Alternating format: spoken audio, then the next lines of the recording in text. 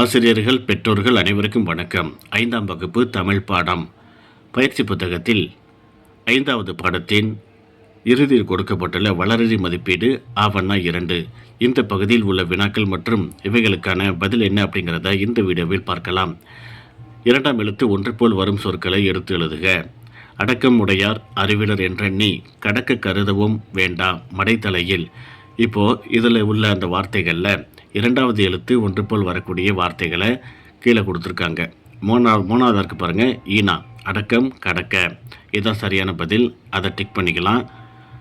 அடுத்தது அடிக்கோடிட்ட சொல்லுக்கான பொருள் எது? எள்ளுவர் இந்த வார்த்தைக்கு அடிக்கோடு போட்டிருக்காங்க. எதுக்கு பொருத்தமான பொருள் அப்படின்னு கேட்குறாங்க. இகழ்வர், எள்ளுவர் அப்படின்னாக்கா இகழ்வர், ஈயண்ணா. இதுதான் சரியான பதில். அடுத்தது உரிய விடையை தேர்ந்தெடுக்க. மக்களிடம் அறியாமை இருளை நீக்கி அறிவு ஒளிபெறச் செய்வது அப்படின்னு கேட்டிருக்காங்க. கல்வி, இதுதான் சரியான பதில். 4வது தொடரில் உள்ள எதிர்ச்சொற்களை எடுத்து எழுதுக. கீழே தொடர் கொடுத்துருக்காங்க, அதில் என்னென்ன எதிர்ச்சொற்கள் இருக்குது அப்படின்னு சொல்லி கேட்குறாங்க. இதுக்கு பொருத்தமான அந்த பதில் ஈயன்னா பாருங்கள், நன்மை தீமை, இதுதான் பொருத்தமானது. 5வது பாருங்கள், யார் கூறியது? இளமையில் கல் சிலையில் எழுத்து என்னும் முதுமொழியை நாம் மறந்துவிடக்கூடாது. இதை கூறியவர் யார் அப்படின்னு கேட்குறாங்க. மலர்விழி. உரையாடலை படித்து விடையளிக்க. ஒரு உரையாடல் கொடுத்துருக்காங்க. மலர்விழியும் தமிழரசியும் பேசிக்கிற மாதிரி. இதை படித்து பார்த்துட்டு கீழே கேள்விக்கு பதில் எழுத சொல்லுங்கள். நல்வழியில் வாழ எது தேவை? கல்வி.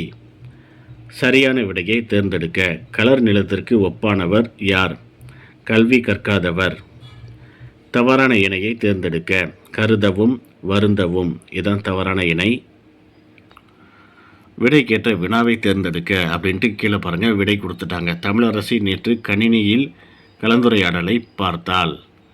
இதுக்கு கேள்வி என்ன அப்படின்னு சொல்லி கேட்குறாங்க. ஆவணம் இருக்குது பாருங்கள். தமிழரசி நேற்று எதில் கலந்துரையாடலை பார்த்தால், இதுதான் சரியான கேள்வி. இதை நம்ம டிக் பண்ணிக்கலாம். அடுத்து முறைப்படுத்திய தொடரை தேர்ந்தெடுக்க. தொடரை மாற்றி மாற்றி கொடுத்துருக்காங்க. இதை வருஷப்படுத்தி எழுதுனது எது அப்படின்னு சொல்லி கேட்குறாங்க. ஈயன்னா இருக்குது பாருங்கள். அடக்கம் உடையார் அறிவிலர் என்ற நீ, இதான் பொருத்தமானது. பத்தியை படித்து வினாக்களுக்கு விடையளிக்க. ஒரு பத்தி ஒன்று கொடுத்துட்டாங்க. இந்த பத்தியை குழந்தைகளை வாசிக்க சொல்லுங்கள். கீழே கேள்விகள் இருக்குது பாருங்கள். கொக்கானது பெரிய மீன்கள் வரும் வரை டேஸ் காத்திருக்கும், அசைவின்றி.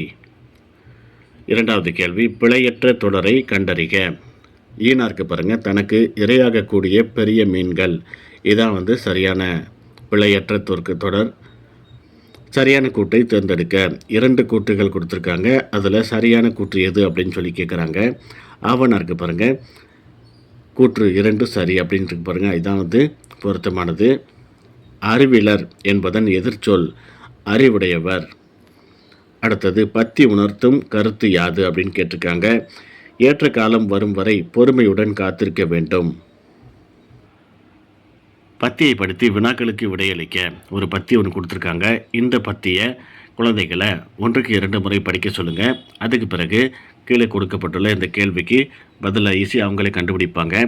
அணில் குரங்கிற்கு தந்த பழம் மாம்பழம். குரங்கு அளப்பும் என்பது டேஸ் ஒளி மரபு. குரங்கு மாங்கொட்டையை என்ன செய்தது? மண்ணில் புதைத்தது. மரம் வளரும் வரை பொறுமையாக காத்திருக்க வேண்டும் என்று கூறியது யார்? அணில். மரம் வளர்ந்தால் என்ன கிடைக்கும் என்று குரங்கு நினைத்தது? பழங்கள். செய்யலாமே அப்படின்ட்டு இந்த பக்கம் கொடுத்துருக்காங்க. எங்கள் நிழலை கண்டுபிடியுங்கள், பெயர்களை எழுதுங்கள். விலங்குகள் படம் கொடுத்துருக்காங்க. அவைகளோட நிழல் கொடுத்துருக்காங்க பாருங்கள். அதுக்கு கீழே கோடு போட்டிருக்காங்க. அந்த பொருத்தமான நிழலுக்கு கோடு போட்டு இணைக்கணும் முதல்ல. அதுக்கு பிறகு அந்த கோட்டில் அந்த உருவம் எந்த விலங்கோட பெயர் அப்படின்னு சொல்லிட்டு அந்த பெயரை எழுத சொல்லுங்கள். நம்ம எல்லாமே எழுதி காட்டியிருக்கிறோம். விடுபட்ட எழுத்துக்களை நிரப்பி எங்களின் பெயர்களை கண்டுபிடியுங்கள். விடுபட்ட இடத்துல எழுத்துக்களை நிரப்பி பெயர்களை கண்டுபிடிக்க சொல்கிறாங்க. நாம் இங்கே நிரப்பிட்டோம். கீழே பாருங்கள். அடுத்தது குறிப்பு கொடுத்துருக்காங்க. ஒரே எழுத்தை முதலிலும் முடிவிலும் கொண்ட விலங்கு குரங்கு. தமிழ் மாதத்தை தன் பெயரில் கொண்ட விலங்கு சிறுத்தை. தங்கம் என்னும் சொல்லுக்கு ஒத்த ஓசையுடைய சொல்லை பெயராக கொண்ட விலங்கு சிங்கம். நாங்கள் யார் தெரியுமா? விலங்குகள் படம் கொடுத்துருக்காங்க. அவைகள் பெயர்களையும் அதுக்கு மேலே போட்டிருக்காங்க. ஃபஸ்ட்டு பாருங்கள், எங்களுக்கு வரிகள் இருக்கும் அப்படின்னு கொடுத்துருக்காங்க. வரி குதிரை, புலி இவைகளுக்கு தான் உடம்பில் வரிகள் இருக்கும். அதனால் அந்த பெயரை நம்ம எழுதியிருக்கிறோம். எங்களுக்கு திமில் இருக்கும் அப்படின்ட்டு அடுத்தது கொடுத்துருக்காங்க. காளை மாடு, ஒட்டகம். எங்களுக்கு கொம்புகள் இருக்கும், மான், எருமை. இதே போல் விடுகதை மாதிரி கொடுத்துருக்காங்க. இந்த படங்களை பார்த்து குழந்தைகளை கண்டுபிடித்து அந்த கட்டத்துக்குள்ளே எழுத சொல்லுங்கள். என்னை பற்றி ஒரு பாடல் எழுதுங்கள் அப்படின்ட்டு மியாவ் மியாவ் பூனை நான் அப்படின்ட்டு ஆரம்பிக்கிறாங்க. பூனை படம் கொடுத்துருக்காங்க பக்கத்தில். பூனையை பற்றிய ஒரு பாடலை இந்த இடத்துல 5 வரிகளுக்கு மிகாமல் எழுத சொல்லுங்கள் குழந்தைகளை. ஒரு மாதிரிக்காக நாம் எழுதி காட்டியிருக்கிறோம் பாருங்கள். மீசை வைத்த பூனை நான், திருடன் போல பதுங்கியே பாலை குடிக்கும் பூனை நான், பழகிவிட்டால் உடனிருப்பேன், எலியை வேட்டை ஆடிடுவேன். இதே போல் ஒரு 5 வரிக்கு மிகாமல் குழந்தைகளை பாடலை எழுத சொல்லுங்கள்.